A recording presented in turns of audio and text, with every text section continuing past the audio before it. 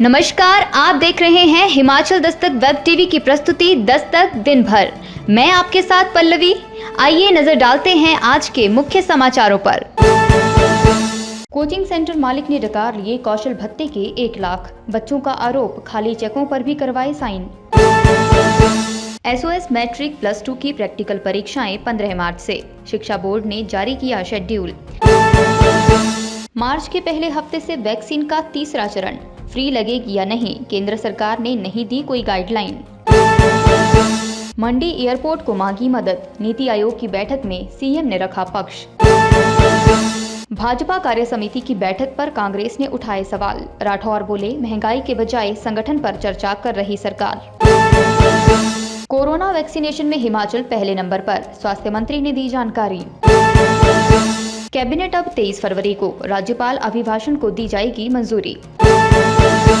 22 फरवरी से आधे हिमाचल में ओलावृष्टि के आसार। अब खबरें विस्तार से। टाहलीवाल स्थित एक कोचिंग सेंटर में बच्चों के साथ धोखाधड़ी का मामला सामने आया है। कोचिंग ले रहे बच्चों का आरोप है, सेंटर मालिक ने सरकार की तरफ से मिलने वाले कौशल विकास भत्ता का करीब 1 लाख से अधिक रुपया रख लिया है। इतना ही नहीं, सेंटर मालिक ने उनके खाली चेकों पर साइन भी करवाकर अपने पास रखे हुए हैं। शनिवार को मामले को लेकर सेंटर में हंगामा भी हुआ, जिसको लेकर जिला परिषद सदस्य कमल सैनी मौके पर पहुंचे और लिखित समझौता करवाया।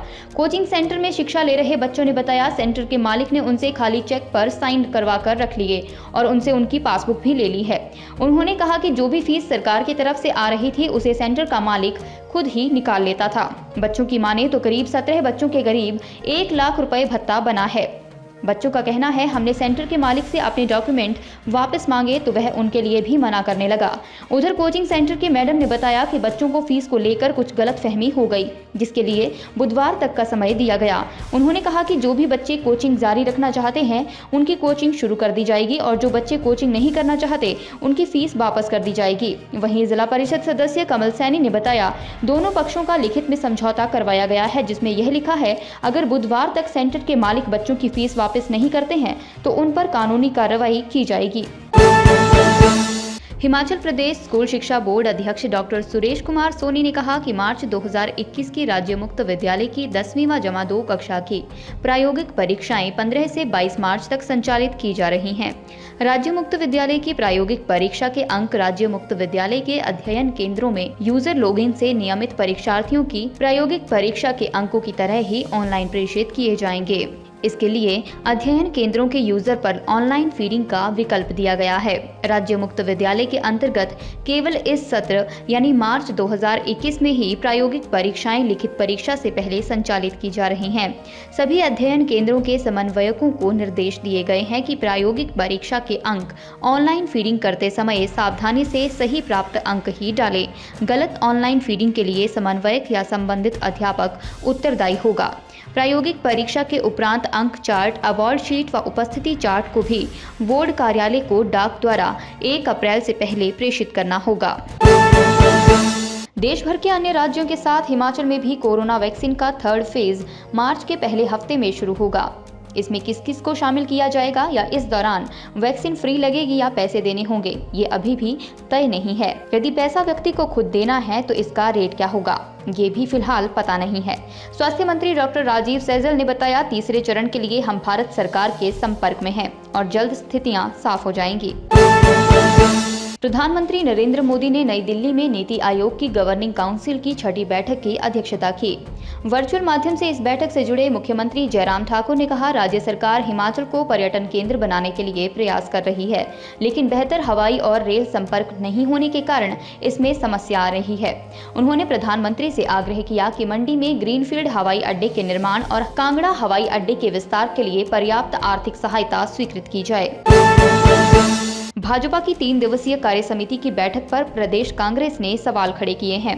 कांग्रेस प्रदेश अध्यक्ष कुलदीप सिंह राठौर ने कहा, कार्य समिति की बैठक में कृषि कानूनों का समर्थन किया गया है। उन्होंने कहा कि भाजपा के राष्ट्रीय अध्यक्ष नड्डा भी बैठक में मौजूद थे। कृषि कानून को लेकर इसमें जो प्रस्ताव आया उसका कांग्रेस विरोध करती है। उन्होंने कहा, इस प्रस्ताव में कहा गया कि आंदोलन में केवल मुट्ठी भर लोग शामिल हैं, यह किसानों का अपमान है। उन्होंने कहा कि भाजपा की कार्य समिति की बैठक में गैर जरूरी मुद्दों पर चर्चा हुई है। आज महंगाई चरम पर है, प्रदेश कर्ज तले डूबा हुआ है। जनता हितैषी मुद्दों की चर्चा न होकर मिशन रिपीट पर चर्चा की गई, लेकिन जयराम की सरकार भी पहले की भाजपा सरकारों की तरह रिपीट नहीं होगी। प्रदेश में कांग्रेस की सरकार बनेगी। हिमाचल में वैक्सीन के अब तक के 2 चरणों में अच्छी परफॉर्मेंस रही है। फर्स्ट फेज के हेल्थ वर्कर्स के मामले में हिमाचल की कवरेज 83% हो चुकी है, जबकि सेकंड फेज के फ्रंटलाइन वर्कर्स में अब तक 56% कवरेज हो चुकी है। फर्स्ट फेज में हिमाचल में देश भर में 6ठे स्थान पर और दूसरे फेज में हिमाचल देश भर में पहले स्थान पर है। स्वास्थ्य मंत्री डॉक्टर राजीव सैजल ने कहा, राज्य में कोविड टीकाकरण अभियान की स्थिति संतोषजनक है। अब तक 63,890 स्वास्थ्य देखभाल कार्यकर्ताओं को कोविड-19 टीके की पहली खुराक दी जा चुकी है। उन्होंने कहा कि राज्य ने 75% से अधिक स्वास्थ्य देखभाल कार्यकर्ताओं के टीकाकरण का लक्ष्य हासिल कर लिया है और देश में इस आंकड़े को हासिल करने वाले 9 राज्यों और केंद्र शासित प्रदेशों में हिमाचल प्रदेश एक है। उन्होंने बताया, सभी जिलों को 20 फरवरी तक पहली खुराक के पूर्ण लक्ष्य को हासिल करने के लिए कहा गया था। विधानसभा के बजट सत्र से ठीक पहले कैबिनेट की बैठक मंगलवार 23 फरवरी को होने जा रही है।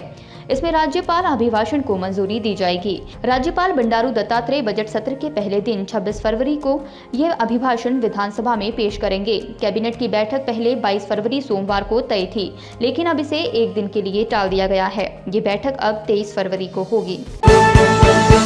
मौसम विभाग से मिले पूर्वानुमान के मुताबिक 22 फरवरी से प्रदेश में मौसम खराब रहेगा और राज्य के 6 जिलों में आंधी तूफान के साथ ओलावृष्टि हो सकती है। चोटियों और ऊंचाई वाले क्षेत्रों में बर्फबारी की संभावना भी है। मध्यम ऊंचाई वाले क्षेत्रों में भी 26 फरवरी तक मौसम खराब रहेगा।